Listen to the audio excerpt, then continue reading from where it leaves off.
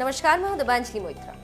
29 जनवरी को जब शाम को दिल्ली के सबसे हाई फाई इलाके राजपथ पर 26 जनवरी 2021 का समापन समारोह चल रहा था, मतलब ये कि बीटिंग रिट्रीट चल रहा था, तभी लगभग 5:05 पर अब्दुल कलाम रोड पर एक कार पर बम फेंका गया। उसके बाद दिल्ली पुलिस और देश की सभी खुफिया एजेंसियों के कान खड़े हो गए और दिल्ली की स्पेशल सेल इसकी जांच में जुट गई। जांच अभी चल ही रही और इजरायली खुफिया एजेंसी मोसाद भारत की मदद के लिए दिल्ली आ रही। इसी बीच कई खबरें हवा में तैर रही, लेकिन जो दिल्ली में हुआ उसकी जांच चल रही। हम आपको एक दूसरी बड़ी खबर की कहानी बताते हैं, जब दिल्ली में दुनिया की सबसे ताकतवर एजेंसी मोसाद उतरी थी। इजरायल की मोसाद और भारत की एजेंसी ने मिलकर एक बड़ी साजिश का पर्दाफाश किया था। शक की उंगली उठी ईरानी रिवॉल्यूशनरी गार्ड कॉर्प्स IRGC और उसकी कुर्द फोर्स की तरफ। उस मामले की जांच करने वाले एंटी टेरर पुलिसकर्मी ने मीडिया को बताया था कि ये इकलौता हमला नहीं था, ऐसे ही हमले दूसरे देशों में भी किए गए, इजरायल को निशाना बना। ठीक उसी दिन जॉर्जिया में भी एक इजरायली डिप्लोमेट की कार के नीचे विस्फोटक प्लांट किया गया था, मगर उसका पता लग गया और फिर उसे डिफ्यूज किया गया। स्पेशल सेल के एक पुलिसकर्मी की माने तो मलेशिया में पकड़े गए शख्स ने ईरान में भारतीय दूतावास के जरिए भारतीय वीजा के लिए अप्लाई किया था। उसने अपने वीजा फॉर्म पर कॉन्टैक्ट नंबर लिखा था और वो नंबर एक भारतीय नंबर के संपर्क में पाया गया था।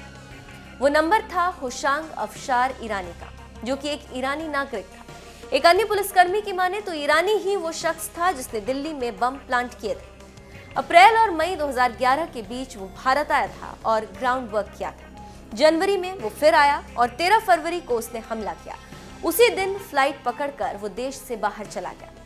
जांच में पता चला कि ईरानी करोल बाग के होटल हाई फाइव लैंड के कमरा नंबर 305 में रुका था।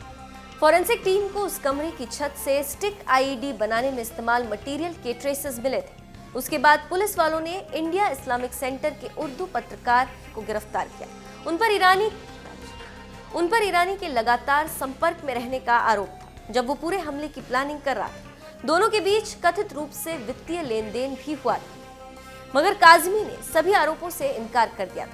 उसे मार्च 2012 में गिरफ्तार किया गया था, मगर बाद में जमानत पर छोड़ दिया गया। उसके खिलाफ दर्ज मुकदमे का ट्रायल होना बाकी। तो आप समझ सकते हैं कि कैसे भारत और इजरायल ने मिलकर उस साजिश का पर्दाफाश किया। अब ये मामला देखना होगा कि इस मामले में क्या खुलासा होता है और इसके तार किससे जुड़ते हैं।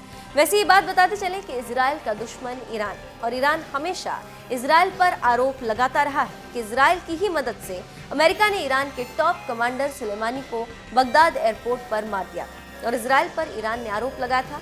उसके बाद कई मौके ऐसे आए हैं जब ईरान इजरायल को धमकी देता रहा। अब देखना होगा कि आगे इस मामले में भारतीय एजेंसी और मोसाद मिलकर क्या खुलासा करते हैं।